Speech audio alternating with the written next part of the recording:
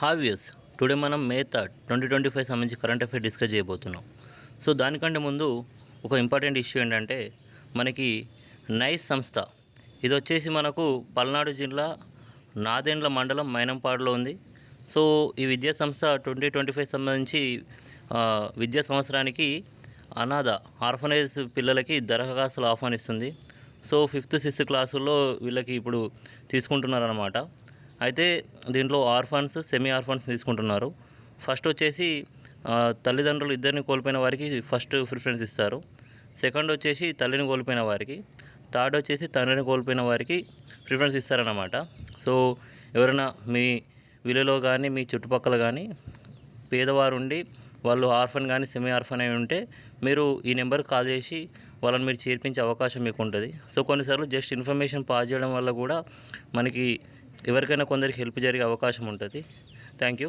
Next చూసుకుంటే మనకు current అఫైర్స్లోకి వెళ్తే ఇది మే 3 కరెంట్ అఫైర్స్లో చూసుకుంటే ఫస్ట్ వచ్చేసి ఈరోజు world press freedom day. So ప్రపంచ పత్రికా స్వేచ్ఛా దినోత్సవం.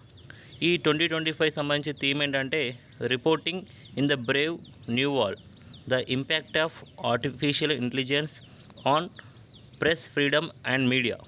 ఇది ఈ సంవత్సరం థీమ్. సో మెయిన్గా మనం ఆర్టిఫిషియల్ ఇంటెలిజెన్స్ ఇంపాక్ట్ అనేది ఈ వర్డ్ని గుర్తుపెట్టుకుంటే మనం ఆన్సర్ చేయొచ్చు. ఓకే, నెక్స్ట్ అసలు దీనికి సంబంధించిన హిస్టరీకి వెళ్తే మనకి 1991 ఏప్రిల్ 29 to May 3 వరకు ఆఫ్రికన్ జర్నలిస్టులు ఆఫ్రికాలో నమీబియాలో విండ్హక్ నగరంలో ఒక మీటింగ్ ఏర్పాటు చేసుకుంటారు. ఎందుకంటే ఆఫ్రికాలో అప్పట్లో ఎక్కువగా పత్రికా స్వేచ్ఛ పైన ఆంక్షలు ఉండేవి. సో దానికి వ్యతిరేకంగా వీళ్ళు ఒక మీటింగ్ ఏర్పాటు చేసుకుంటారు. ఆ తర్వాత ఈ ఆఫ్రికన్ జర్నలిస్టు నిరసనకు గుర్తుగా మే 3ని వరల్డ్ ప్రెస్ ఫ్రీడమ్ డేగా జరపాలని 1993 డిసెంబర్లో యుఎన్ఓ సర్వసభ సమావేశం తీర్మానిస్తుందన్నమాట. సో యుఎన్ జనరల్ అసెంబ్లీ అనేది తీర్మానిస్తుంది 1993 డిసెంబర్లో. సో ఎప్పటి నుంచి జరుగుతున్నట్టు మనం ఫీల్ కావచ్చు, 1994 మే 3 నుంచి వెళ్ళి ఈ పత్రికా స్వేచ్ఛ దినోత్సవం జరుగుతుందన్నమాట, ప్రపంచ పత్రికా స్వేచ్ఛ దినోత్సవం. అయితే ఎవ్రీ ఇయర్ మే 3 టైంకి మనకు వరల్డ్ ప్రెస్ ఫ్రీడమ్ ఇండెక్స్ ఇస్తారన్నమాట. దీన్ని ఇచ్చే సంస్థ, ఈ రిపోర్ట్ ఇచ్చే సంస్థ ఏంటంటే రిపోర్టర్స్ వితౌట్ బార్డర్స్ ఈ సంస్థ ఇస్తుంది. సో దీనికి సంబంధించి కేటగిరీలు ఇక్కడ ఉన్నాయి, ఇండికేటర్స్. అది వచ్చేసి ఒకటి మొత్తం 5 ఉన్నాయి. ఒకటి పొలిటికల్ కంటెస్ట్, తర్వాత లీగల్ ఫ్రేమ్వర్క్, తర్వాత ఎకనామిక్ కంటెస్ట్, తర్వాత సోషియో కల్చరల్ కంటెస్ట్, తర్వాత సేఫ్టీ. ఇవన్నీ పత్రిక సంబంధించిన జర్నలిస్టులకు సంబంధించిన అన్నమాట. సో వాళ్ళపైన పొలిటికల్ ఒత్తిడి సంబంధించి లీగల్గా వాళ్ళ సపోర్ట్ కానీ, ఎకనామీగా వాళ్ళ సపోర్ట్ కానీ, సో వాళ్ళ సేఫ్టీ కానీ, వాళ్ళపైన దాడులు జరగకుండా ఇలాంటివన్నీ ఉంటాయన్నమాట దీంట్లో. ఇవి ఇండికేటర్స్. సో అయితే మనకి మొత్తం 180 కంట్రీస్ తీసుకున్నారు. దాంట్లో టాప్ ర్యాంక్స్ వచ్చేసి నార్వే ఉంది, తర్వాత ఎస్తోనియా, తర్వాత నెదర్లాండ్. సో ఇవి మనం గుర్తుపెట్టుకోవాలి టాప్ 3. బాటంలో వచ్చేసి ఎరిత్రియా ఉంది అండ్ 179 ర్యాంక్ వచ్చేసి నార్త్ కొరియా ఉంది. సో ఇటు ఇండియా ర్యాంక్ చూసుకుంటే 2025లో మనకు 151 ర్యాంక్లో ఉన్నాం మనం. సో లాస్ట్ ఇయర్ 151 ర్యాంక్లో ఉన్నాం. 2024లో 159 ర్యాంక్ ఉన్నాం. సో అట్లా మనం చూసుకుంటే 2019 వరకు చూసుకోవచ్చు. 2019లో 140 ర్యాంక్ ఉంది. సో మోస్ట్లీ మనకి ఈ ఇయర్ అంటే 2025లో 151 ర్యాంకు, 2024 151 ర్యాంకు, 2024లో 159 ర్యాంకు. ఇవి ఇంపార్టెంట్, ఇవి చూసుకోవచ్చు. ఆ తర్వాత Pak, China, Turkey, Bhutan, Russia, Afghanistan, Palestine, Syria, North Korea ఇవన్నీ మనకంటే కింద ఉన్నాయి. ఇవి మన పక్కన ఉన్న భూటాన్ కూడా మనకంటే కిందనే ఉంది ర్యాంకులలో. ఓకే, సో ఇదన్నమాట. నెక్స్ట్ చూసుకుంటే కండిషన్లో మనకి మొత్తం మన తెలంగాణ రాష్ట్రంలో మొత్తం రేషన్ లబ్ధిదారుల సంఖ్య వచ్చేసి 2.93 crore అయింది. సో రీసెంట్గా కొంతమందిని చేర్చారు కదా, అట్లా 11.05 lakhs మెంబర్స్ని చేర్చారు. అట్లా మే నెలలో కొత్తగా లబ్ధిదారులు 11.05 lakhs అయ్యారు. సో దానివల్ల రేషన్ బియ్యం కోట, సో రేషన్ బియ్యం ఇవ్వడానికి మంది పెరిగిన కొద్దీ వాళ్ళకు బియ్యం అనేది కూడా పెంచాలి కదా కోట. సో ఆ కోట పరంగా మొత్తం మనకి 1.86 లక్షల టన్నుల బియ్యం అవసరమైతే అన్నమాట అందరికీ పంచడానికి, సో డిస్ట్రిబ్యూట్ చేయడానికి అన్నమాట. Next AIFF all India football federation అవార్డ్స్లో men's player of the year వచ్చేసి సుభాషిష్ బోస్.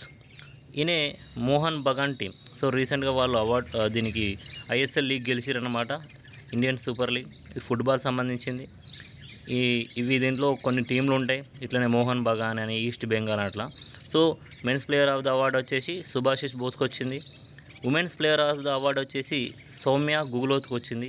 ఈమె ఈస్ట్ బెంగాల్ ఎఫ్సి టీంకి సంబంధించిన ఆమె. అయితే ఈమె రాష్ట్రం వచ్చేసి తెలంగాణ.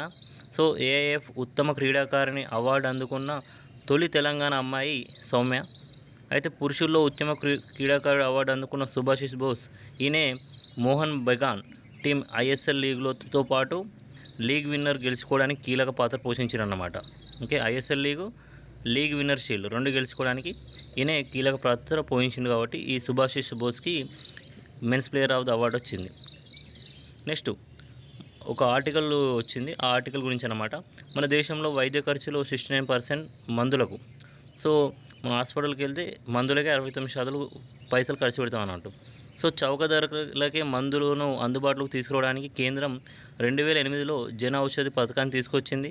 2015లో ఈ పథకాన్ని ప్రధానమంత్రి భారతీయ జన ఔషధి పరియోజనగా మార్చారన్నమాట. సో 2008లో జన ఔషధి పథకాన్ని 2015లో ప్రధానమంత్రి భారతీయ జన ఔషధి పరియోజన పథకంగా పునర్వ్యవస్థీకరించారు. ఈ పథకాన్ని సెంట్రల్ ఫార్మాస్యూటికల్స్ మెడికల్ బ్యూరో పరిధిలోకి కూడా తీసుకొచ్చారు. నెక్స్ట్ అయితే ఈ కేంద్రాలు ఎక్కడ ఉన్నాయో తెలుసుకోవడానికి మనకి ఒక యాప్ ఉంది. అది వచ్చేసి జన ఔషధి సుగమ్ యాప్ అన్నమాట. ప్రస్తుతం మన జన ఔషధి దుకాణాల్లో అంటే జనరిక్ మెడిసిన్ సంబంధించిన అన్నమాట ఇది మొత్తం. ఇవి ఎట్లా అంటే పేటెంట్ హక్కులు ఒక మందికి కొన్ని సంవత్సరాలు ఉంటాయి. సో ఆ పేటెంట్ హక్కులు అయిపోయిన తర్వాత ఆ మందును ఎవరైనా తయారు చేసుకోవచ్చు. అలాంటి పేటెంట్ హక్కు కోల్పోయిన మందులు తక్కువ రేటుకు దొరుకుతాయి. సో మిగతా మందులు కూడా తక్కువ రేటుకు ఇక్కడ దొరుకుతాయి అన్నమాట.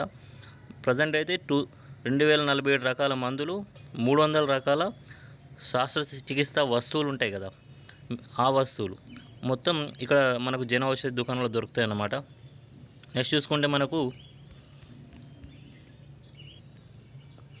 జర్మనీ నూతన ఛాన్సలర్గా నియమితులైన ఫ్రెడరిక్ మెర్జ్. సో అక్కడ జర్మనీకి ఛాన్సలర్స్ ఉంటారన్నమాట, మనకు పిఎం లాగా. ఈయన క్రిస్టియన్ డెమోక్రటిక్ యూనియన్కు నాయకుడు, ఈయన దానికి చెందిన నాయకుడు. సో యాక్చువల్గా ఈయన క్రిస్టియన్ సోషల్ యూనియన్తో పొత్తు పెట్టుకొని ఈ 2 పార్టీలు అంటే Christian social union, Christian democratic union, ఇవి 2 పొత్తు పెట్టుకొని విజయం సాధించినాయి. సో దానిలో భాగంగా ఈ ఫ్రెడరిక్ మెర్జ్గా ఈయన ఛాన్సలర్గా నియమితులైన అనమాట. నెక్స్ట్ దేశంలోనే అత్యధిక రాబందుల జనాభా గల రాష్ట్రం వచ్చేసి మధ్యప్రదేశ్. అయితే దేని ప్రకారం అంటే 2025లో రాబందుల జనాభా లెక్కల మొదటి దశ చేపట్టారు. సో దాని ప్రకారం అత్యధిక రాబందులు గల రాష్ట్రం మధ్యప్రదేశ్ మన దేశంలో. నెక్స్ట్ యూపీలోని గంగా ఎక్స్ప్రెస్ రహదారిపై యుద్ధ విమానాల టేకాఫ్ ల్యాండింగ్ ఆపరేషన్స్ నిర్వహించారు భారత వాయుసేన వారు. అయితే రాత్రి వేళలోనూ యుద్ధ విమానాల టేకాఫ్ ల్యాండింగ్ అయ్యేలా దేశంలోనే తొలిసారిగా ఈ ఎయిర్ స్ట్రిప్ సిద్ధం చేశారు. యూపీలో యుద్ధ విమానాలు దిగేలా నిర్మించిన 4వ ఎక్స్ప్రెస్ వే ఇది. సో దీనికంటే ముందున్న 3 ఏంటంటే Agra Lucknow express way, Purvanchal express way, Bundelkhand express way దీనికంటే ముందు ఉన్నాయి. సో ఇది 4వ ఎక్స్ప్రెస్ వే అన్నమాట. అండ్ రాత్రి వేళల్లోనూ యుద్ధ విమానాల టేకాఫ్ ల్యాండింగ్ అయ్యేలా దేశంలోని తొలిసారిగా ఈ ఎయిర్ స్ట్రిప్ని సిద్ధం చేశారు. ఇది ఇంపార్టెంట్. ఓకే, నెక్స్ట్ ప్రపంచంలోనే అత్యధిక వయసు కలిగిన వ్యక్తిగా నిలిచిన ఇంగ్లాండ్కి చెందిన ఎథెల్ కేటర్ హమ్. ఈమె 115 సంవత్సరాల ఆమె. అయితే ఈమె కంటే ముందు మొన్నటి వరకు 116 సంవత్సరాల సిస్టర్ ఇనా కనబారో లుకాస్ ఈమె ఈ రీసెంట్గా చనిపోయారు. ఈమె చనిపోయారు కాబట్టి ఈ 115 ఇయర్స్ ఉన్న ఎథెల్ కేటర్ హమ్ గారు ఇంగ్లాండ్ చెందిన ఆమె. ఈమె ప్రపంచంలోనే అత్యధిక వయసు గల వ్యక్తిగా నిలిచిరన్నమాట. Thank you. నా ఎక్స్ప్లెనేషన్ నచ్చినట్టయితే లైక్ చేయగలరు, సబ్స్క్రైబ్ చేసుకోగలరు.